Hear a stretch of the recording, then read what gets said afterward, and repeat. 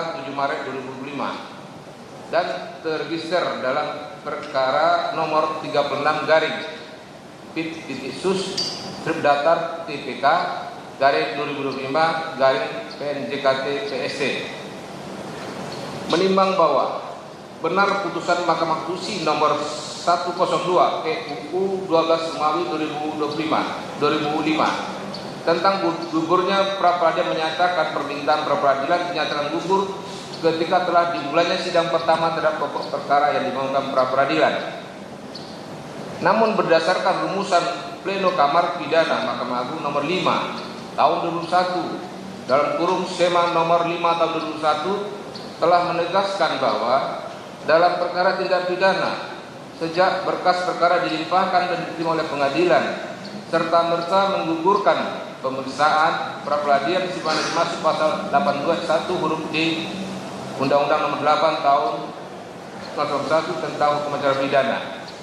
Karena sejak dilimpahkan perkara pokok ke pengadilan, status tersangka beralih menjadi terdakwa dan status penahanannya beralih menjadi wewenang hakim atau pengadilan, sehingga tidak lagi menjadi kewenangan penyidik dan atau penuntut umum yang terhadapnya dapat dimintakan permohonan pra-peradilan.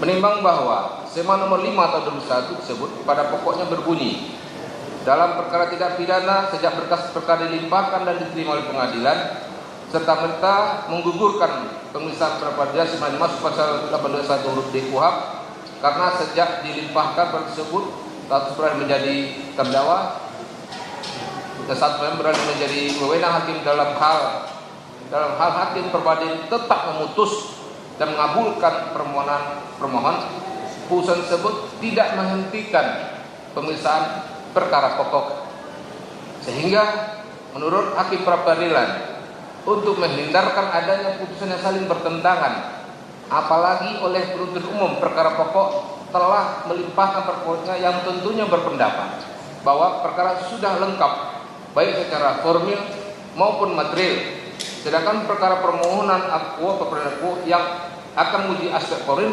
masih berjalan dan belum selesai. Menimbang lebih lanjut menurut hakim pra-peradilan, ketika yang menjadi dasarnya pada sidang pertama sebenarnya dimaksud putusan MK nomor 102 tahun 2005 tersebut, maka telah terjadi perubahan status dan tersangka menjadi terdakwa yang tentunya tidak lagi pada tingkat penyidikan dan atau penuntutan atau dalam kurung pra-adjudikasi yang berlaku permohonan peradilan terhadapnya, tapi sudah pada tahap persidangan pengadilan yang sudah memeriksa pokok perkara.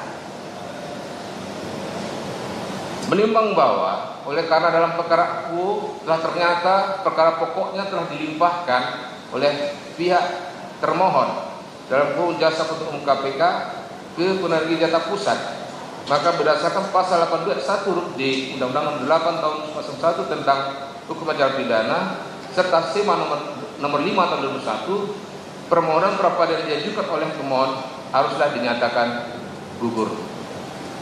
Menimbang bahwa oleh karena permohonan pra-peradilan yang diajukan oleh pemohon gugur, maka biaya yang timbul dalam perkara didudukan kepada pemohon sebagaimana disebutkan dalam diktum putusan ini.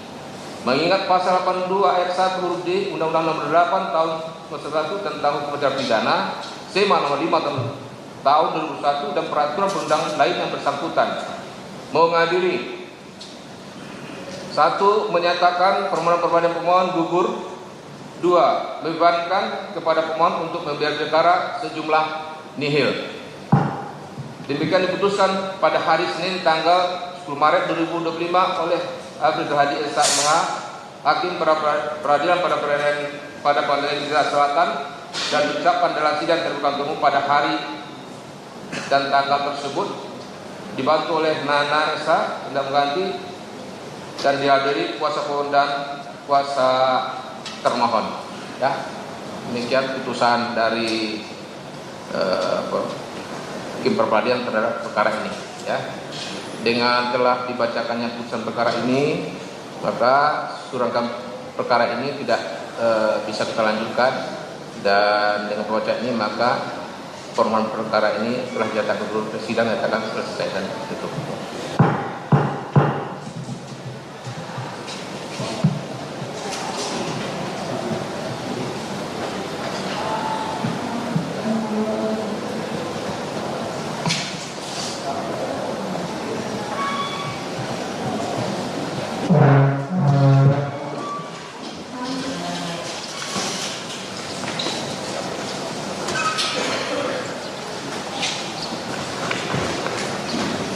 sidang pra-peradilan jilid 2 ini menggugurkan pra-peradilan dari Hasto Kristianto.